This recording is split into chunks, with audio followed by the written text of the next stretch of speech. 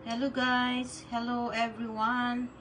Ayan, tamad na po kami magluto kasi alam niyo umuulan na naman dito kaya pagkatapos ko naglinis, katatapos ko pala naglinis ay gabi na. Ayan, ang dami kong lininisan dito sa bahay. Kaya hindi na ako naka-live. Ito, nag-order ng anak ko dito sa outside, kadi-deliver lang po. Ayan, may soup siya. Dun sa Vietnamese restaurant. Ang tawag nito is pasok. Tawag ng Vietnamese. Ayan. Ito po yung mga isasahog namin na leaves. Ayan.